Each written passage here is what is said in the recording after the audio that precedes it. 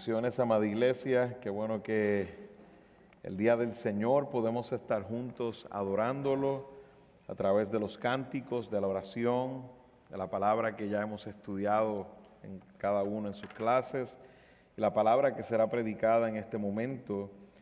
Deseo que tengamos corazones enseñables. Hemos venido a ser confrontados, pero también alentados por la palabra del Señor. Y así su Espíritu Santo continúa haciendo la obra que ha hecho en mí para estudiar y poder aún estar aquí de pie delante de ustedes. Y la obra del Espíritu Santo en usted para que pueda recibir, entender esta palabra del Señor y sea aplicada en su vida. Le pido que vaya conmigo al Evangelio de Juan, capítulo 8. Continuamos con nuestra serie de Juan. Pastor Byron, la semana pasada, él está en una serie en Santiago para seguir predicando la carta de Santiago. Yo estoy predicando el Evangelio de Juan y vamos ya por el capítulo 8, versículo 21 al 30, veremos el día de hoy. Aprovecho y menciono acerca de Pastor Byron. Estuvo anoche con Sheila, estuvieron en el hospital, un fuerte dolor que tuvo Sheila. No tengo todos los detalles, pero ya están en casa desde temprano y tuvieron que quedarse descansando y está en recuperación. Así que oren por nuestra hermanita Sheila, que yo me preocupo un poco porque para que Sheila vaya al hospital es un asunto de mucho dolor, pero entiendo que ya está estable y está todo bien. No he tenido la oportunidad de hablar porque no he querido despertarlos. Estuvieron casi toda la madrugada en el hospital. Así que mantenga a nuestra hermana Sheila en oración y aún en cuidado, ¿verdad? Podamos cuidar de ella. Bueno, mis hermanos, entonces vamos a Juan capítulo 8, versículo 21. Voy a leer del 21 al 30. Entonces Jesús les dijo de nuevo: yo me voy y me buscarán, y ustedes morirán en su pecado. A donde yo voy, ustedes no pueden ir. Por eso los judíos decían: ¿acaso se va a suicidar, puesto que dice a donde yo voy ustedes no pueden ir? Y Jesús les decía: ustedes son de abajo, yo soy de arriba. Ustedes son de este mundo, yo no soy de este mundo. Por eso les dije que morirán en sus pecados, porque si no creen que yo soy, morirán en sus pecados. ¿Tú quién eres?, le preguntaron. Jesús le contestó: ¿qué les he estado diciendo desde el principio? Tengo mucho que decir y juzgar de ustedes, pero aquel que me envió es veraz, y yo las cosas que oí de él, estas digo al mundo. Ellos no comprendieron que les hablaba del Padre. Por eso Jesús les dijo: cuando ustedes levanten al Hijo del Hombre, entonces sabrán que yo soy, y que no hago nada por mi cuenta, sino que hablo estas cosas como el Padre me enseñó. Y aquel que me envió está conmigo, no me ha dejado solo, porque yo siempre hago lo que le agrada. Al hablar estas cosas, muchos creyeron en él. Oramos. Padre Celestial, en esta tarde, día del Señor, día que tú nos has permitido para tu congregación estar junta adorándote, siendo edificados con tu palabra, alimentados con tu palabra. Te rogamos en esta tarde, Señor, que tu Espíritu Santo nos continúe fortaleciendo en medio de nuestras debilidades, Señor. A mí como predicador, Señor, ayúdame, Señor, a traer el mensaje que he estudiado de tu palabra, Señor, gracias a esa obra del Espíritu Santo, y aún dependo de ti, Señor, para predicar a tu pueblo. Líbrame del mal, líbrame de predicar algo, Señor, que no es tu verdad, que no es tu palabra. A la vez te ruego por mis hermanos que los sostengas, los libres de las tentaciones, los libres del mal, Señor, en medio de este tiempo que tendremos juntos para ser edificados en tu palabra, Señor. A la vez te ruego por cualquiera que esté aquí entre nosotros, como dice el texto que leí, que esté muerto en sus pecados, Señor, que vayan a morir en sus pecados. Ten misericordia de ellos hoy, Señor. Sabemos que solo en ti está la vida, en tu Hijo amado Jesucristo es el dador de vida, Señor. Te rogamos que hoy a través de esta predicación, el Espíritu Santo regenere, traiga convicción de pecado alguno en medio de nosotros. Te rogamos estas cosas confiando en tu obra en nuestras vidas y que tú nos hablarás hoy. En el nombre de Cristo oramos. Amén. He estado presente, como todos ustedes, en funerales. Sé que todos de alguna manera en este tiempo esa palabra funeral ya casi no es ni usada. Lamentablemente ya ahora lo llaman fiestas de celebración de vida, pero realmente son funerales. Y todos de una manera u otra hemos sido impactados con algún funeral en particular, de algún familiar, de algún amigo, de alguien cercano, de su cónyuge, de hijos. Entonces, sin duda es un tiempo doloroso que todos tenemos que encarar en este lado de la eternidad. En esta vida tenemos que encarar la muerte. La Biblia no está ajena al tema de la muerte, al contrario, nos explica con todo detalle el asunto de la muerte. Aquí están todas las contestaciones para nuestras interrogantes en cuanto al tema de la vida y la muerte.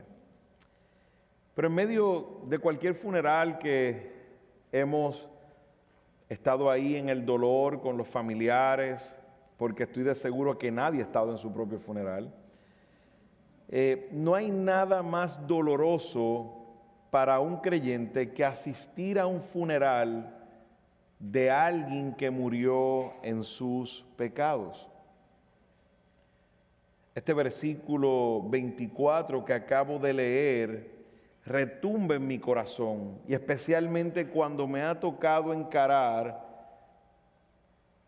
funerales donde no hay claridad si esta persona es salva o no, donde hay personas que claramente han negado a Cristo toda su vida.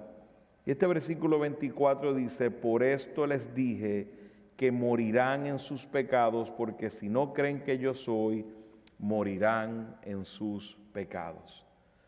No hay un funeral más triste que un funeral como ese, de presenciar a alguien que ha muerto en sus pecados. Esto debe retumbar no tan solo mi corazón, sino el corazón de cualquier creyente. Esto es lo más aterrador que le puede pasar a un ser humano: morir en sus pecados. Dirían algunos: bueno, pero pastor, ¿qué es esto? ¿Cómo que morir en sus pecados si todos somos pecadores, si todos moriremos en una manera en nuestros pecados?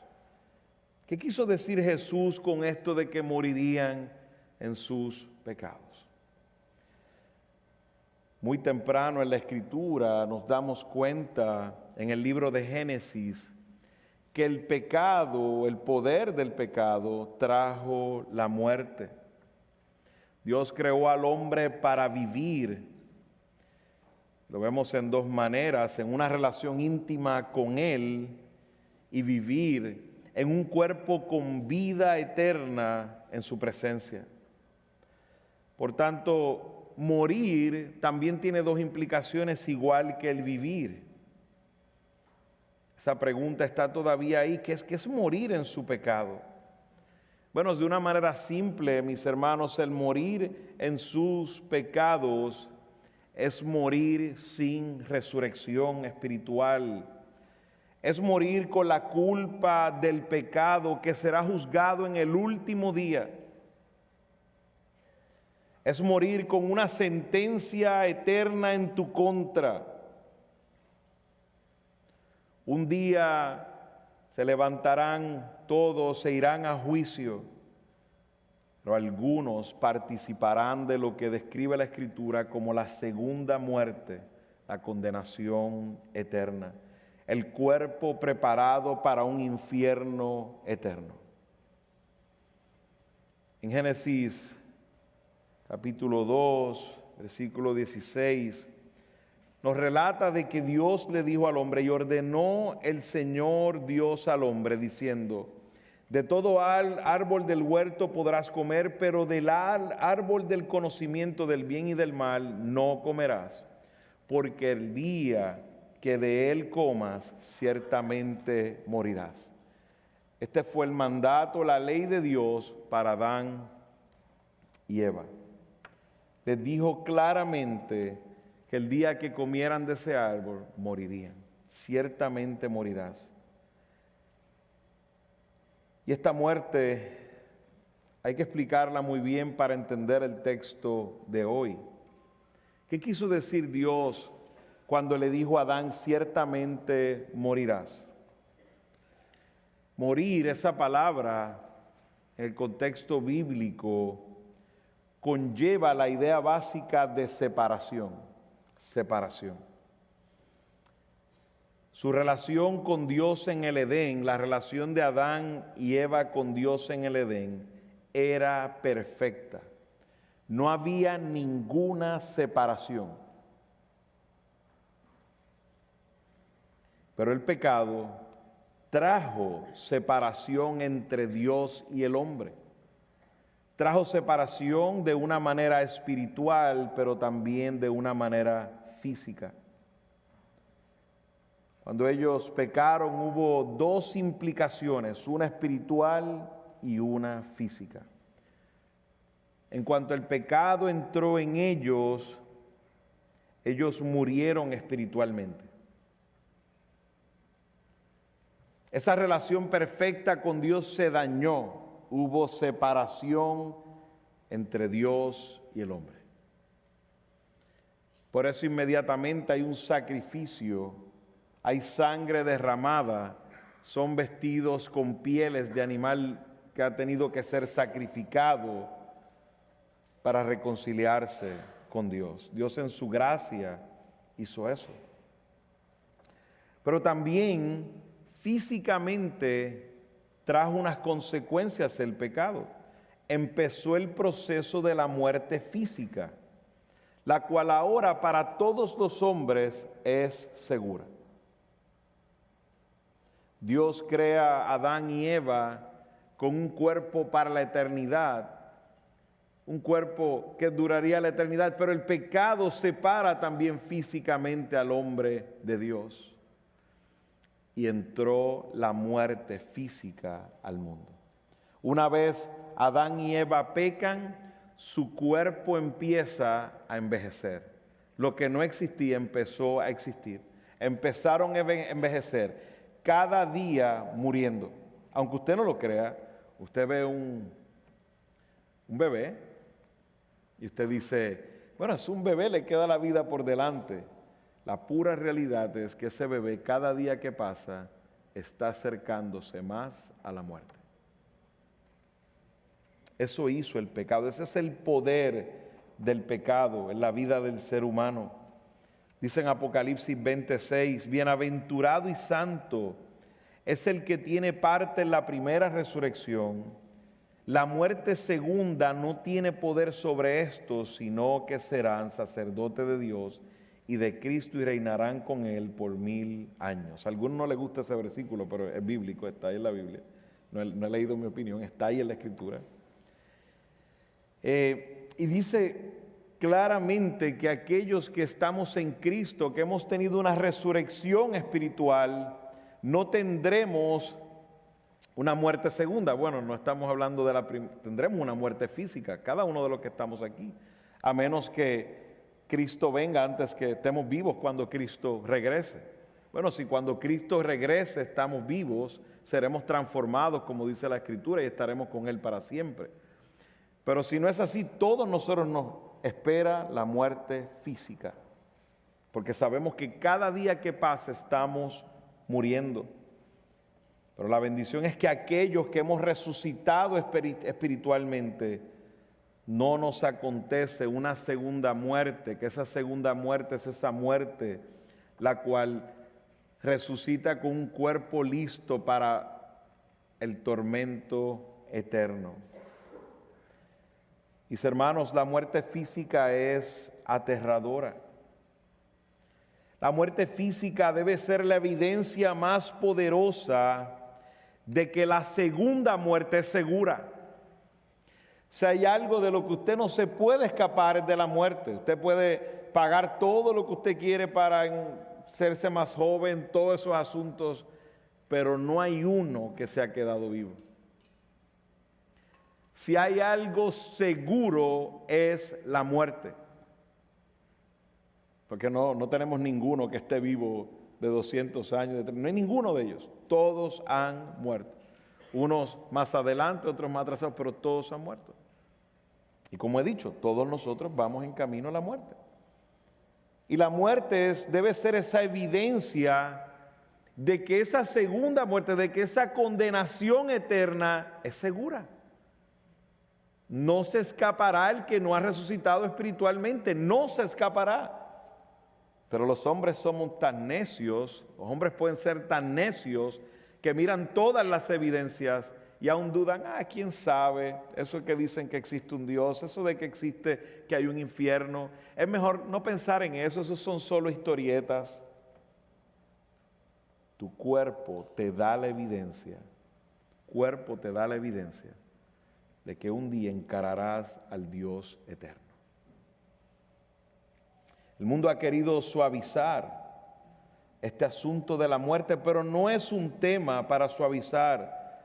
Es un tema que nos debe traer a nuestra memoria el poder del pecado, lo que hizo el pecado. El hombre sin resurrección espiritual va en un camino de muerte en todos los aspectos. Está muerto espiritualmente y va en un camino de muerte. Va a morir en sus pecados. Su muerte está sujeta al pecado, es lo que dice el texto. Su muerte está en el pecado, está sujeta al pecado. Es el pecado el que determina su destino. De la manera que Jesús, quien venció el pecado, determina el destino del creyente, es el pecado el que determina el destino del no creyente.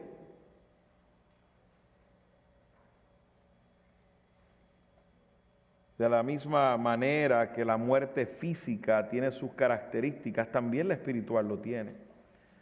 Algunas características, por ejemplo, de la muerte física, algunos que han tenido que presenciar esto, han estudiado más técnicamente la muerte física o son médicos, han tenido que experimentar esto por cosas que Dios ha permitido en su vida. Usted se da cuenta que el cuerpo da unas señales de una muerte total. Empieza un enfriamiento corporal, la temperatura del cuerpo disminuye gradualmente después de la muerte. Hay una rigidez, los músculos se vuelven rígidos, comenzando con la cara, las extremidades y todo el cuerpo. Empiezan a haber manchas, porque según cómo se ubica el cuerpo, la sangre se acumula en la parte inferior del cuerpo. Deshidratación, el cuerpo pierde humedad debido a la falta de funciones renales y demás. Algo aterrador. Yo tengo como recuerdo que iba a una funeraria a hacer servicios con mi suegro, a fumigar, yo trabajaba con él y demás, y si había algo que me daba terror era entrar a la funeraria a hacer ese trabajo. Y en una ocasión me encontré en una escena que nunca hubiese querido estar ahí. Es una escena muy lamentable, muy lamentable. Eso es la muerte. Y la muerte es lamentable, y si te da dolor y es algo aterrador, es aterrador. Yo sé que, como he dicho, el mundo ha querido poner la muerte como algo de celebrar. No, la muerte no es algo de celebrar. Los únicos que pueden, en una manera, celebrar la muerte y con cuidado, somos los que estamos en Cristo. Y cuando digo con cuidado, porque la muerte existe para que todos los que estén ahí estén claros de que este cuerpo va a morir, y el que no está en Cristo va a enfrentar una condenación eterna. Aún en la muerte de los cristianos nos gozamos porque ese hermano va a estar en la presencia del Señor, y eso trae gozo sin duda, pero una señal para todos los que quedan sin Cristo, para que se arrepientan.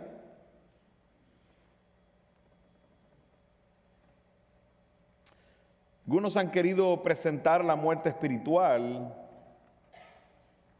Y hay muchos dentro de la cristiandad que quieren presentar la muerte espiritual como alguien moribundo, como alguien que está moribundo y alguien que está como si lo viéramos en una ilustración, como un hombre ahogándose. Y alguien le tira un salvavidas, Cristo le tira un salvavidas y él está moribundo, casi muerto, pero esa no es la muerte como la describe Cristo en este texto. Esa no es la muerte como la Escritura la describe. No, la Biblia dice cuando estábamos muertos en nuestros delitos y en nuestros pecados. No sería la escena explicándolo como que un hombre ahogándose, no, es que está ahogado por meses o por años en el fondo del océano. Está bien muerto. El que no está en Cristo está bien muerto. Y Dios los saca de esa condición y le da vida milagrosamente. Jesús hoy nos dice, separados de Él, solo hay muerte espiritual. Porque la naturaleza del humano es pecaminosa. No puede responder al llamado de Dios. El hombre es incapaz de responder a Dios estando muerto.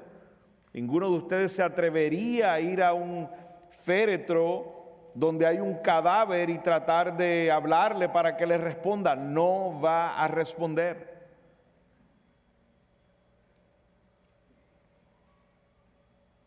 Romanos 5:12, por tanto, como el pecado entró al mundo por un hombre y por el pecado la muerte, así la muerte pasó a todos los hombres por cuanto todos pecaron.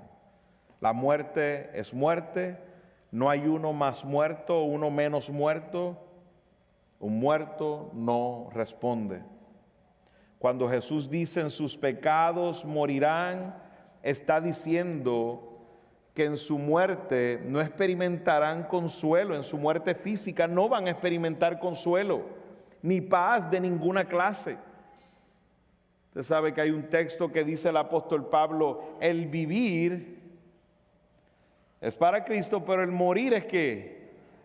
Es ganancia, pero para el que muere sin Cristo eso no es verdad. Hace un tiempo conté de una oportunidad que tuve de ir al hospital, alguien que estaba con un dolor de cáncer, sus huesos estaban destruidos en medio de su dolor, no era creyente, una hermana de la iglesia me dice, ve y visítalo para que lo puedas evangelizar, fui hasta allá para evangelizarlo. Y el hombre me decía, no me interesa nada de Cristo, no me interesa nada, no quiero que ore. Me dice, si ora por algo, ora para que me muera rápido y se me acabe este dolor. Y yo bajaba mi cabeza y decía, Señor, perdónalo, no sabe lo que dice. Ten misericordia del Señor. Cuando ese hombre muriera, se lo puedo decir con toda certeza por la negación que él estaba diciendo acerca de Cristo. Y creo que murió sin Cristo, uno o 2 días más tarde. Cuando ese hombre murió, hasta donde, ¿verdad? No puedo decirle 100%, no sé si se arrepintió en los últimos minutos de su vida, pero hasta donde yo tengo entendido, según yo atestigué, ese hombre murió y ese hombre murió en sus pecados. Y ese hombre un día le abrirá sus ojos delante del juez eterno y se le dará un cuerpo para el tormento eterno. Él piensa que él tuvo un alivio al morirse. Los únicos que tenemos alivio al morirnos son los que estamos en Cristo. El que está fuera de Cristo no tiene alivio. Solo su agonía comienza por la eternidad.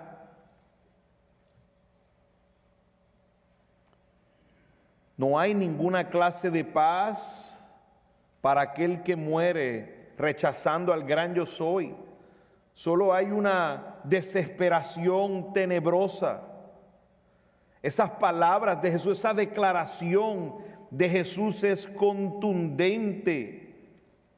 Ustedes morirán en su pecado. No hay juicio más grande para un ser humano que ese. Ellos no entendieron de seguro porque lo vemos en el contexto.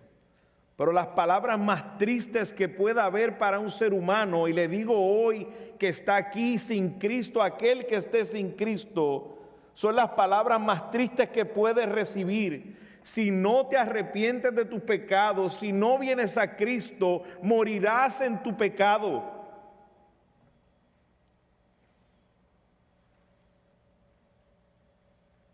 Lo que te espera es grave.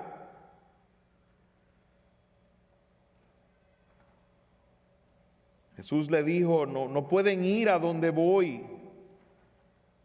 Irán al lugar de perdición eterna, donde tendrán cuerpos preparados para recibir la ira de Dios sobre ellos.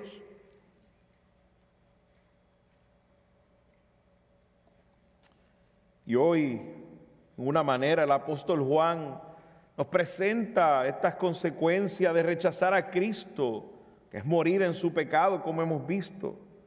Una separación de Dios para siempre. En estos versículos nos muestra el corazón de aquellos que están en esta muerte espiritual. Veremos el corazón de aquellos que morirán en sus pecados.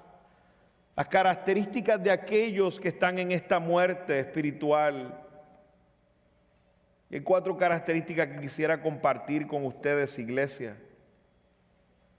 Y también evaluemos nuestra vida en Cristo. Porque podemos tener vida espiritual, pero a veces caer en la tentación de vivir como muertos espirituales. La primera característica que vemos, he nombrado la falsedad. La falsedad. Miren el versículo 22. Dice, por eso los judíos, cuando Jesús le da esta declaración, por eso los judíos decían, ¿acaso se va a suicidar puesto que dice donde yo voy ustedes no pueden ir? Titulado falsedad, esa característica, porque el concepto de la falsedad describe en una manera la falta de verdad o autenticidad de lo que se está hablando de algún asunto en particular.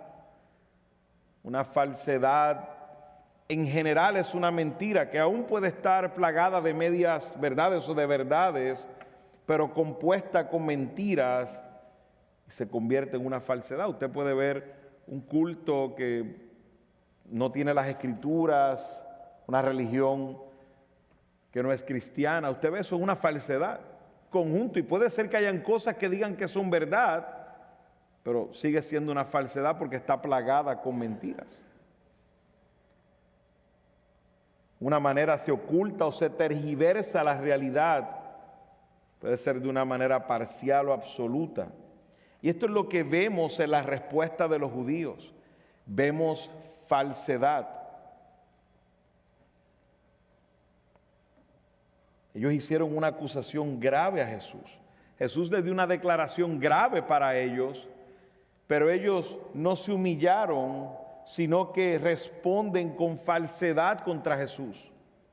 ¿Cómo puede ser que un hombre del que Juan el Bautista, siendo un hombre de Dios, dio testimonio, aquí el Cordero que quita el pecado del mundo? ¿Cómo puede ser un hombre que Nicodemo, el maestro de maestros en esa generación de Israel, reconocía que venía de Dios y se acerca a él? ¿Cómo puede ser que este hombre, que aún esos que se acercaron a arrestarlo, dijeron, no hemos escuchado a más nadie hablar como él? ¿Cómo puede ser que este hombre que ha multiplicado el pan y que se saciaron de pan y sobraron cestas de pan y peces y demás, cómo puede ser que este hombre que ha hecho milagros delante de ellos y les ha dado verdades profundas acerca de Dios, puedan estos hombres en sus corazones hacerle una pregunta como esta? ¿Será que se va a suicidar? Eso solo puede venir de un corazón lleno de falsedad. Lleno de falsedad, mofándose, con odio, con sarcasmo, con mofa. ¿Acaso se va a suicidar? ¿Acaso no será que ellos lo querían matar?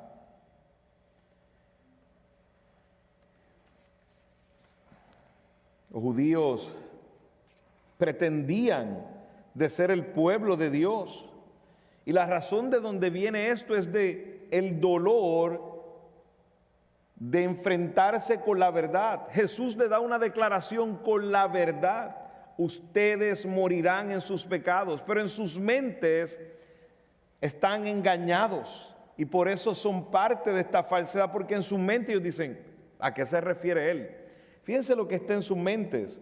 Nosotros sabemos a dónde vamos, nosotros estamos bien. Por eso surge esa pregunta, ¿será que se va a suicidar? ¿Es una broma, una mofa? En una manera le dijeron a Jesús, aquel que esté en duda de a dónde va eres tú, no nosotros. Miren la mente perversa a dónde puede llegar. Él ha dado todo el testimonio de un hombre justo, de un hombre que conoce la palabra del Señor, todo el testimonio. Pero ellos dicen, aquel que tiene que probarse eres tú. Nosotros sabemos a dónde vamos.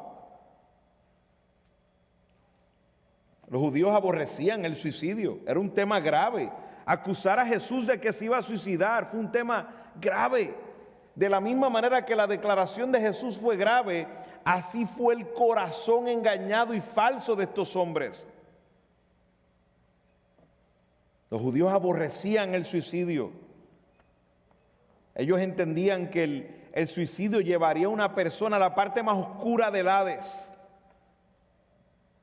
De hecho, Josefo hace una mención sobre el suicidio y dice, el Hades recibirá en sus lugares más oscuros las almas de aquellas manos que han actuado con locura contra sí mismas. Y esto es lo que le están diciendo al Mesías. Estaban en sus mentes llenos de falsedad, de odio, burlándose de Cristo, levantando una mentira grave en contra de Cristo. Estos judíos confiaban en su propia justicia. Ellos decían, somos linaje de Abraham, lo vamos a ver más adelante en el capítulo 8. Porque soy hijo de Abraham, yo sé a dónde voy.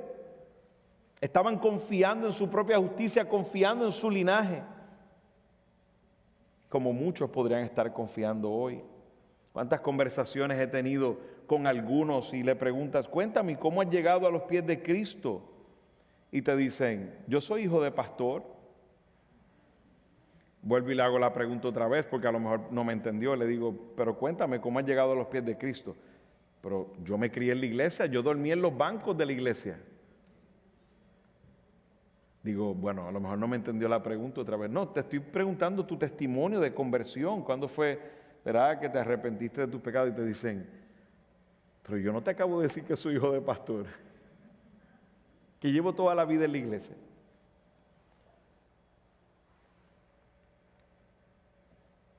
Eso es confiar en su propia justicia. Eso es lo que están haciendo ellos, confiando en su propia justicia. Si yo soy hijo de Abraham, tú no te das cuenta que yo soy de Israel, tú no te das cuenta que yo leo la Torá, tú no te das cuenta que yo me visto como un judío, que doy las ofrendas. Eso es confiar en su propia justicia. Si usted no tiene un tiempo en su vida donde usted reconoce que usted era un pecador delante de Dios, que Dios confrontó su corazón con su pecado y que sus ojos fueron abiertos, y que usted ahora veía su pecado, el cual no veía, que estaba ciego, y entregó su vida a Cristo, fue en arrepentimiento al Señor y pidió perdón por sus pecados, y puso fe en Cristo, reconociendo que el que merecía la cruz del Calvario era usted. Aún usted puede ser miembro de esta iglesia y estar perdido. Esperemos que no.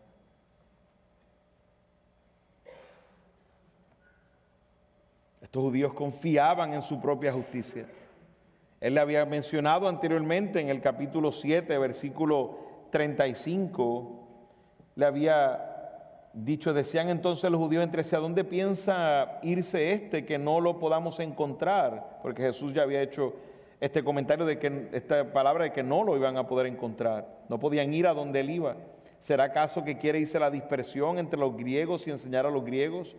Seguían mofándose de él. Ellos en su falsedad quisieron hacer una caricatura de la verdad, quisieron hacer una caricatura de Cristo, sin saber ellos que Él no se iba a quitar la vida, sino que iba a entregar su vida por rescate de muchos. La falsedad es un engaño mortal, Muchos hacen lo mismo hoy con el cristianismo. ¿Y cómo se ve esa falsedad en nuestros medios? Hacen de la iglesia y de los cristianos un tema de burla. Critican la iglesia, excusan el hecho de no ser parte de la iglesia o de no creer en Cristo. Excusan con los errores o cosas que puedan pasar en la iglesia o con cristianos. Los escuchan diciendo, no, yo no voy a la iglesia porque hay lo que dicen en Puerto Rico, dicen así, lo que hay son un chorro de hipócritas, que significa un montón de hipócritas. Eso sigue siendo un ataque contra Cristo, una burla contra el cuerpo de Cristo. Y lo único que hace esa falsedad es dirigirlos cada día más a morir en sus pecados.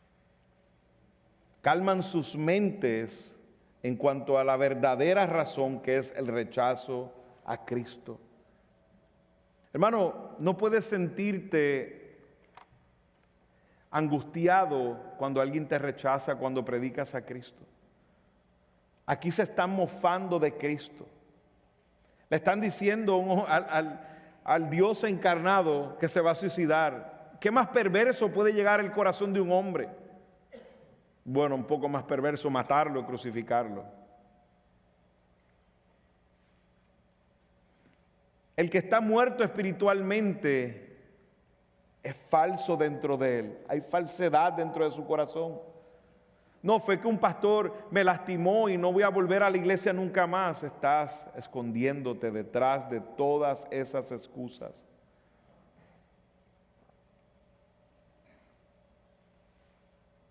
Al final es el rechazo a Cristo.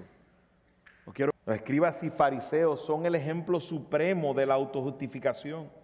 Buscaban una razón para rechazar a Jesús. No vemos hombres que se sentaban, sentémonos a la mesa para tener un estudio teológico con este hombre que dice que es el Mesías. No, eso no lo vemos a través de la Escritura.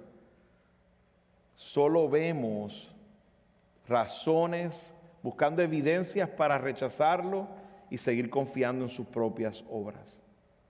No reconocen su perdición, sino que confiaban en sus propias obras. Rechazar la obra de Cristo es automáticamente confiar en tu propia obra. Si hay alguien que no confía en la obra de Cristo, lo que está diciendo con el rechazo a la obra de Cristo es automáticamente, yo no confío en Cristo, yo confío en mi propia obra. Y siendo pecador, la sentencia de tu pecado es la muerte. Cuando lleva, segundo punto, es la mundanalidad. Mundanalidad, vemos ahí en el versículo 23. Y Jesús les decía, ustedes son de abajo, yo soy de arriba. Ustedes son de este mundo, yo no soy de este mundo. Ahora el Señor les aclara el porqué de su destino. El porqué de su destino se fundamenta en su origen. Eran de un reino, está diciendo, somos de reinos completamente diferentes. Ustedes son de abajo, mas yo soy de lo alto, yo soy de arriba. Jesús de arriba, de lo alto, pero les está diciendo a ellos, ustedes son de abajo. Nosotros en un momento éramos de abajo, terrenales de este mundo, pero en la conversación con Nicodemo nos damos cuenta que Jesús dice que aquellos que somos salvos hemos tenido un nacimiento desde lo alto. Es un nacimiento desde lo alto. Ya no somos de este mundo. Por eso Jesús cuando ora en Juan dice que ya no somos de este mundo, pero vivimos en él. En este texto el mundo se refiere al sistema espiritual invisible dominado por el rey de este siglo que es Satanás, que es todo lo que se opone al reino de Dios. El mundo, como dice la Escritura en Juan 1:10, el mundo no reconoce la verdadera identidad de Jesús. Dicen, él estaba en el mundo y el mundo fue hecho por medio de él y el mundo no le conoció. En primera de Juan 3:1 dice, el mundo no, miren cuán gran amor nos ha otorgado el Padre que seamos llamados hijos de Dios y eso somos. Por esto el mundo no nos conoce porque no lo conoció a Él. El mundo tampoco reconoce a los creyentes. Esta mundanalidad provoca una ceguera a la verdad espiritual.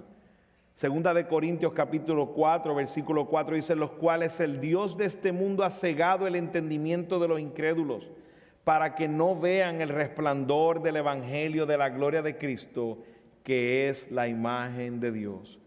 Mis amados hermanos, el mundo está lleno de odio para Jesús y para sus seguidores. Si no has sentido el sufrimiento de ser seguidor de Cristo, puede ser porque estás muy adaptado a este mundo. Puede ser porque estás muy cómodo en este mundo, lo que implica mundanalidad. Porque a pesar de que no somos de este mundo, nuestras acciones pueden ser mundanas. No te estoy diciendo que tienes que buscarte problemas. Siendo cristiano, como dice la Escritura, los tendrás. Es imposible que vivas en un mundo que odia a Cristo, tú seas su seguidor y no recibas parte de ese odio. Lo recibirás, jovencito, en la escuela. Lo recibirás, amado hermano, en tu trabajo. Lo recibirás en tu familia con aquellos que no creen en Él. Lo recibirás aún en la iglesia por algunos que dicen ser y no son. En fin, recibirás ese desprecio en todos lugares donde hayan personas que son enemigos de Cristo. ¿Y cómo Satanás se envuelve en esta mundanalidad? Satanás ha llenado el mundo de materialismo, humanismo, inmoralidad sexual en todos los aspectos, orgullo, egoísmo, los deseos de la carne, los deseos de los ojos, la vanagloria de la vida, como dice en Primera de Juan 2:16. Ese es el sello del mundo, eso es lo que caracteriza al mundo, lo que se opone completamente a la verdad divina, a la justicia, a la santidad. Dice en Santiago que la amistad con el mundo es enemistad contra Dios. Quien quiere ser amigo del mundo será constituido enemigo de Dios. Jesús dijo Juan dijo en Primera de Juan 2:15, si alguno ama al mundo, el amor del Padre no está en él. Hermano, ¿en cuántas ocasiones vemos en la Escritura que nuestra vista debe estar en lo alto? Que nuestros tesoros no están en esta tierra, sino están en el cielo. Jesús es de arriba. Jesús es de arriba. Mire qué hermoso el caso de Esteban. Mientras los hombres malvados, cuando él predicó la verdad de Dios, y ellos rechinaban los dientes contra él de coraje, de frustración, de falsedad, de todo lo que podríamos describir que hay en un asesino, porque lo que estaban era asesinando a Esteban. ¿A dónde fueron los ojos de Esteban? Al cielo. Al cielo. Y mis amados hermanos, así deben ir nuestros ojos siempre a donde está nuestro Señor. ¿Verdad? Y lo miramos de manera física. No estoy diciendo que de manera física tenemos que mirar al cielo específicamente, pero es una buena ilustración para ir en oración a Cristo, traer nuestro dolor a Él. Él sabe que somos despreciados, Él sabe que somos maltratados y lo sabe de primera mano porque experimentó un cuerpo y sabe cómo es sentirse odiado porque lo odiaron. Nadie va a hacer un sacrificio más grande que Él.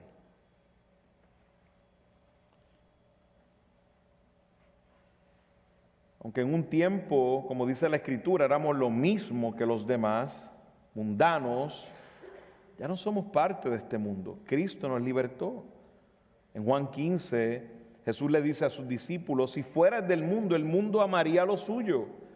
Pero porque no soy del mundo, antes yo los elegí del mundo, por eso el mundo os aborrece. Si fueras del mundo, el mundo amaría lo suyo.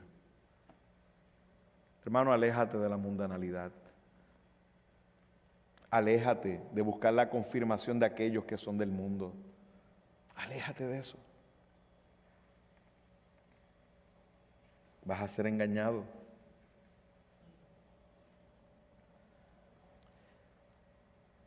En Efesios 2, versículo 1 nos dice: y Él os dio vida a vosotros cuando estábamos muertos en vuestros delitos y pecados, en los cuales anduviste en otro tiempo según que la corriente de este mundo, conforme al príncipe de la potestad del aire, el espíritu que ahora opera en los hijos de desobediencia, entre los cuales también todos nosotros en otro tiempo vivíamos, hablando en pasado, en las pasiones de nuestra carne, satisfaciendo los deseos de la carne y de la mente, y éramos por naturaleza hijos de ira, lo mismo que los demás. Pero Cristo nos ha salvado. Ya no somos de este mundo. No vivimos según los valores mundanos, vivimos según los valores y principios de Cristo. Por eso tenemos que cuidarnos de caer en el humanismo. ¿Y qué hace el humanismo? Exaltar al hombre por encima de todo. Hermano, tu vida no es para servirte a ti mismo. Tu vida no es para servirte a ti mismo, porque si no te has convertido en tu propio Dios. El humanismo exalta al hombre, es triste. El otro día estábamos escuchando un mensaje de alguien conocido, no voy a decir el nombre, y cuando escuchábamos el mensaje y lo evaluábamos, lo único que veíamos era la exaltación del hombre. De alguien predicando, siendo el hombre exaltado. Eso es humanismo y se ha metido en la iglesia el humanismo. Hay personas que vienen a un lugar como la iglesia a esperar un mensaje que los exalte a ellos, que salgan de ahí.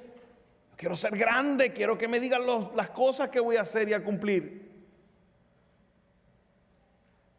Esta no es la iglesia si estás esperando eso. Aquí vamos a mostrar al Dios grande que servimos, al Dios santo. Y cuando lo mostremos, lo único que ocurrirá, si verdaderamente es de Dios, que vendrás humillado a Él, diciendo: cuán pequeño soy, te necesito, Señor. El materialismo. Leí una estadística hace mucho tiempo atrás que las personas en los Estados Unidos pasan el 80% de su tiempo pensando en 3 cosas. Y si este eres tú, hermano, hay mundanalidad en tu vida, pensando en 3 cosas: cómo obtengo dinero, en qué gastar el dinero y cómo disfrutar lo obtenido.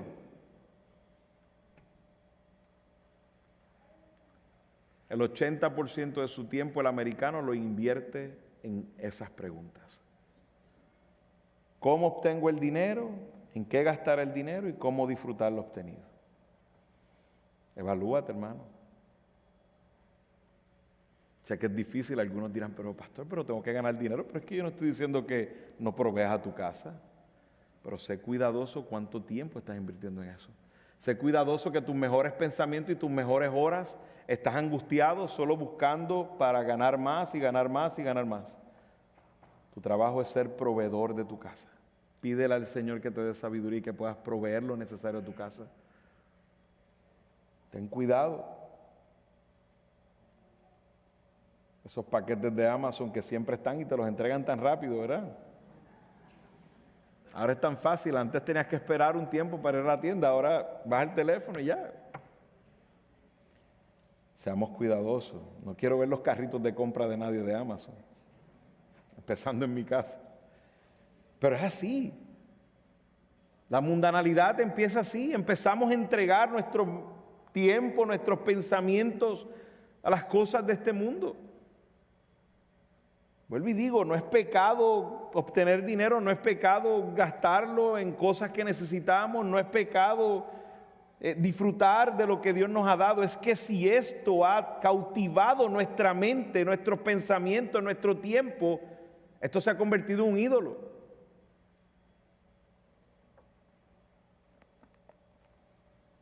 También la impureza sexual. Ustedes saben, en el mundo perverso sexualmente hablando en que vivimos. atrocidades que hemos visto en este tema. La perversión sexual es grave. Esto es grave, grave, grave. La mundanalidad, hermano, lamentablemente tengo que decir, es algo que todos aquí hemos participado. Y Dios nos libre, nos ayude a salir de esto. Satanás tiene un sistema bien montado, bien sincronizado para engañarnos. Y esto era lo que pasaba con estos hombres judíos. En su contexto, la mundanalidad se convertía en su religión para exponerse ante los hombres, para tener fama entre los hombres, aún posesiones y dinero, porque vemos que estaban interesados en sus intereses, que Jesús no les dañara el negocio que tenían con el dinero del templo. Mundanalidad.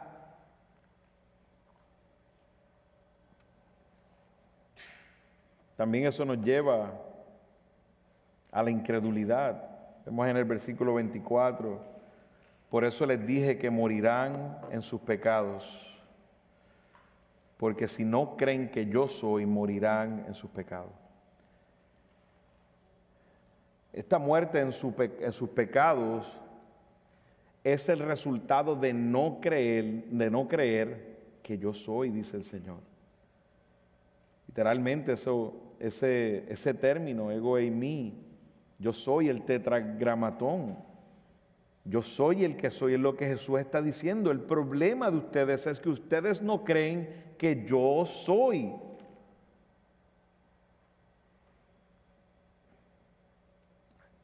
No hay otro pecado que condene. Todos nosotros somos pecadores porque estamos en los lomos de Adán.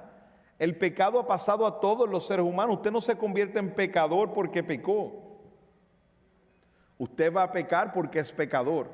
Porque en Adán todos somos contados como pecadores. La naturaleza pecaminosa pasó a todos. Por eso ahí en Génesis el capítulo más adelante, en el capítulo 5, nos damos cuenta que ahora los hijos de Adán son según su imagen y semejanza. Según su semejanza. Una semejanza desvirtuada, afectada por el pecado. Todos somos pecadores. Todos necesitamos un Salvador. Y Jesús es el único Salvador, es el único que sin pecado, que puede ir a la cruz del Calvario y pagar el precio de nuestro pecado. Jesús es el gran yo soy. Jesús es aquel enviado del Padre que viene de arriba, Hijo del hombre, el unigénito de Dios, igual al Padre, que tiene vida en sí mismo, que es el juez eterno, que es la esencia misma de Dios, su misma sustancia. Solo creyendo en Él hay salvación.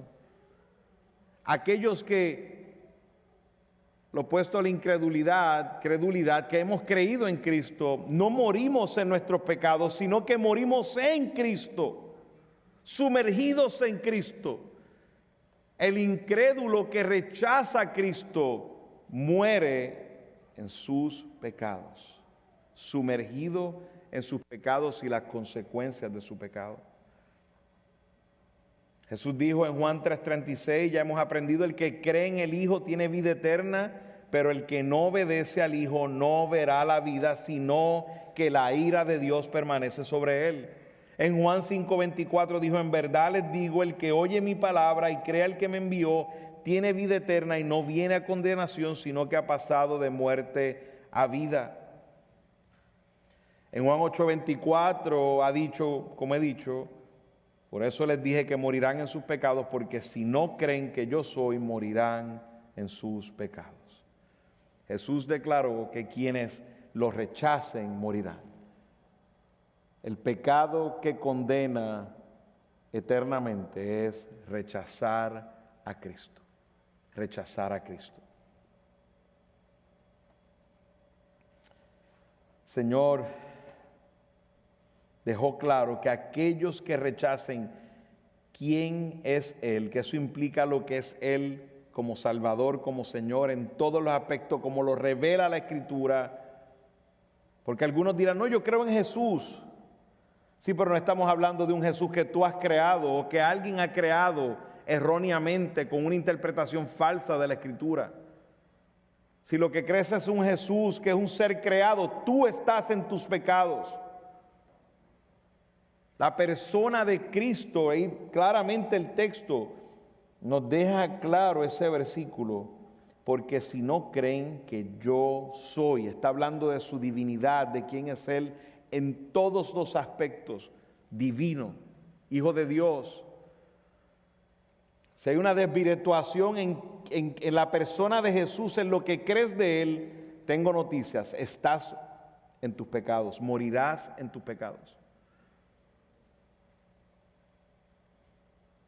La salvación debemos creer en Cristo según la revelación bíblica y no un Cristo según mi imaginación.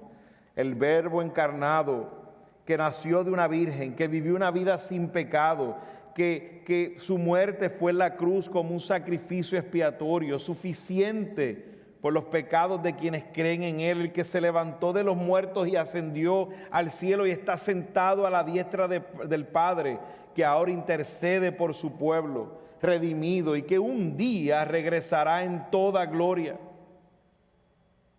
Rechazar esas verdades es extraviarse de Cristo y adorar otro Cristo que ha sido solo el resultado de tu imaginación. Estás todavía en tus pecados si hay otro Cristo aparte del que revela las Escrituras. Y recibirás esas palabras: nunca os conocí, apártate de mí, hacedor de maldad. La incredulidad es mortal. A veces hay personas que basan la fe en sentimientos. La fe no es un sentimiento. La fe no es un sentimiento. Algunos han sido confrontados con las verdades bíblicas acerca de Cristo y están esperando sentir algo especial. Pero te digo algo, si has entendido el Evangelio, ven arrepentimiento a Cristo y fe. No hay un sentimiento especial que no sea la culpa delante de Dios por tu pecado. La fe no es un asunto de sentimientos. Si Dios ha abierto tu razonamiento para entender que eres un pecador y Cristo es un gran Salvador, ve corriendo hacia Cristo. No te excuses como que es que falta que llore o falta que sienta algo especial. Con que sientas el poder destructivo del pecado en tu vida es suficiente. Ven a Cristo.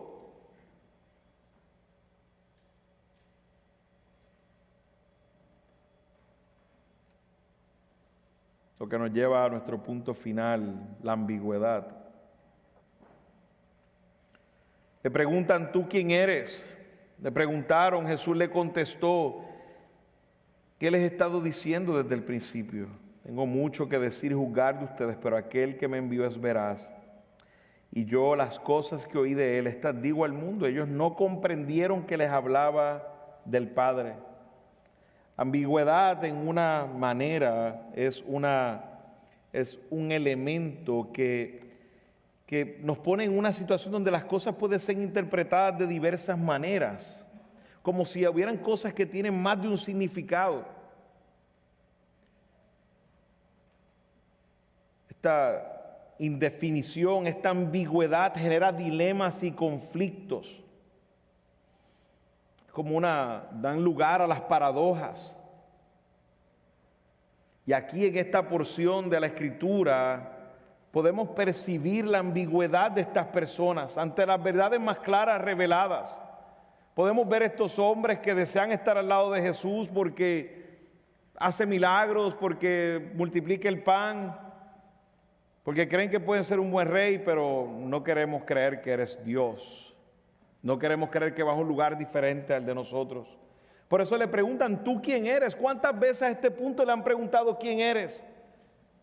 En otras palabras, Jesús le está diciendo: ¿cuántas veces más les diré quién soy? Esa es la ambigüedad de este mundo. No quiere realmente conocer a Jesús. Podemos explicarle 300 veces quién es Jesús, pero siempre la pregunta es: ¿quién es? No entiendo. No, las cosas de la Biblia yo no las entiendo bien. Yo tengo mis respetos, yo respeto a todo el mundo, No, no, está bien, cada uno tiene su razón.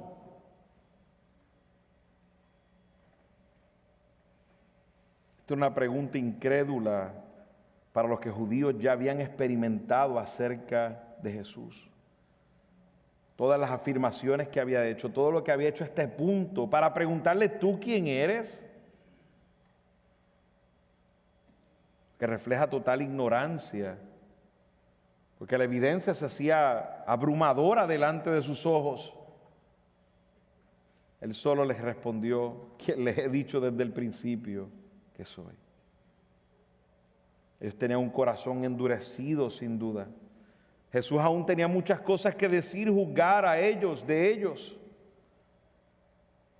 Pero ya a este punto habían recibido una revelación suficiente para hacerlos responsables. Si hay alguien aquí entre nosotros que todavía sigue diciendo, no entiendo quién es Jesús, no entiendo muchas cosas,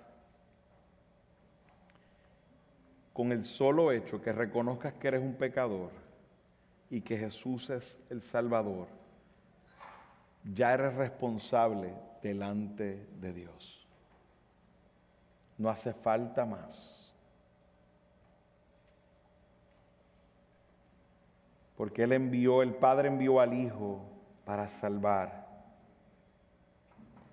Pero aquí vemos cómo a pesar de la claridad de Jesús, les hablaba, pero ellos no entendían, dice el texto, ellos no comprendieron que les hablaba del Padre, quien envió al Hijo. Pero mis hermanos, la ambigüedad no se ve solo en aquellos que están muertos espirituales. También la ambigüedad se ve en nuestras vidas en ocasiones. Que nuestra vida profesa en nuestras acciones un mensaje diferente a lo que creemos. Alejémonos de la ambigüedad.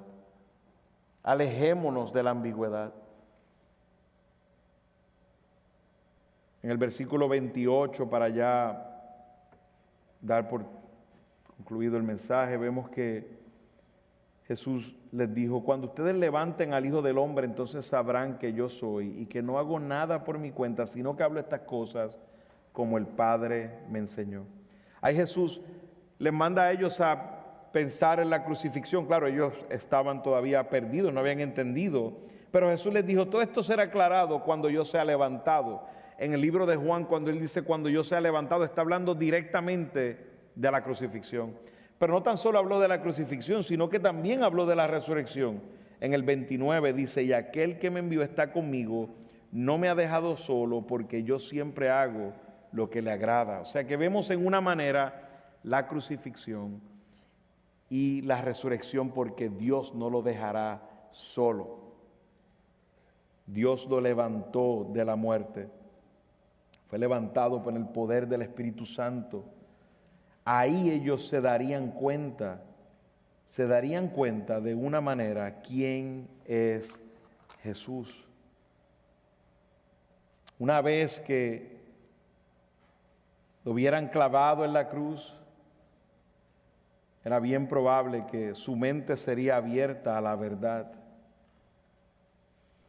La muerte y la resurrección de Cristo vindicaron todas las afirmaciones que los profetas y los apóstoles hicieron de Jesús y eliminarían toda duda de su deidad.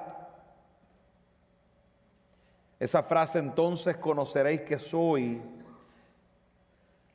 no necesariamente es una predicción de que los judíos se salvarían, sino que les daría el conocimiento, en este caso no un conocimiento salvífico y no necesariamente una conversión total de ellos, pero quedaría claro que lo que Él dijo que iba a hacer lo haría y de quién Él es sería frente a todos. Eso quedaría claro. Jesús quería decir que al negarse a aceptarlo por fe y clavarlo en una cruz, un día abrirán los ojos para caer en cuenta de quién es. Pero en una manera sabemos que no todos se salvaron. Así que tenemos que ver este texto, esta porción, como que Jesús está haciendo claro de que un día ellos enfrentarán el juicio eterno. Yo les puedo decir algo. todos los seres humanos llegarán a la claridad de que Jesucristo es el Señor. Porque todo ser humano un día tendrá que enfrentar al juez eterno de la humanidad, que es Cristo. Y esos hombres que se burlaron de él, que le dijeron te vas a suicidar, eres un impostor, eres un falso, todos esos hombres un día estarán frente a su trono. Aún un día, algunos que los rechazaron pasivamente sin hacer comentarios, pero con su pasividad lo rechazaron y lo negaron, también enfrentarán el trono de Cristo y serán tratados de igual manera. Dice el texto, muchos creyeron en él. Y en este texto lo aclararemos un poco más adelante en la próxima predicación, pero sí hubo muchos que creyeron en él. Algunos teólogos implican que el grupo del versículo 30 es diferente a los versículos subsiguientes, pero sí sabemos que muchos creyeron en él. Pero al final, no necesariamente todos eran verdaderos creyentes, y lo vamos a aclarar la próxima vez que nos veamos. Morir en Cristo, morir en tus pecados. Escuchaba a un predicador hace un tiempo y decía, si usted después de un sueño profundo se levantara dentro de un ataúd, lo único que estaría haciendo cada segundo de su vida es tratar de salir del ataúd. ¿Usted concluye lo mismo conmigo?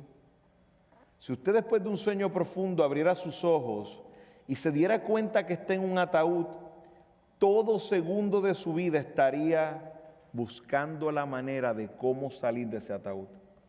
Ahora bien, una vez fuera del ataúd, nunca, ni por un segundo pasaría por su mente volver al ataúd.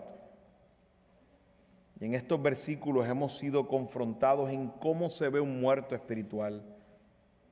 ¿Cómo nosotros podemos estar vivos espiritualmente y a veces caminando como aquellos que están muertos espiritualmente, que morirán en sus pecados, en falsedad, en mundanalidad, en incredulidad y ambigüedad? El apóstol Pablo, en el libro de los Romanos, nos dice, miserable de mí ante la lucha con el pecado. ¿Quién me librará de este cuerpo de muerte? Decía de personas que porque habían asesinado a otro, le colgaban un cuerpo muerto y poco a poco iban muriendo con la descomposición del otro cuerpo. O sea, ¿quién me librará de este cuerpo de muerte? Sabemos que estamos en una naturaleza pecaminosa todavía, pero es Cristo quien dice en 1 Corintios capítulo 15, y leo el versículo 51 para terminar, dice, así que les digo un misterio, no todos dormiremos, pero todos seremos transformados en un momento, un abrir y cerrar de ojos, la trompeta final, pues la trompeta sonará y los muertos resucitarán incorruptibles y nosotros seremos transformados. Porque es necesario que esto corruptible se vista de incorrupción y esto mortal se vista de inmortalidad. Pero cuando esto corruptible se haya vestido de incorrupción y esto mortal se haya vestido de inmortalidad, entonces se cumplirá la palabra que está escrita, devorada ha sido la muerte en victoria. ¿Dónde está, oh muerte, tu victoria? ¿Dónde, oh sepulcro, tu aguijón? El aguijón de la muerte es el pecado y el poder del pecado es la ley. Pero a Dios gracias que nos da la victoria por medio de nuestro Señor Jesucristo.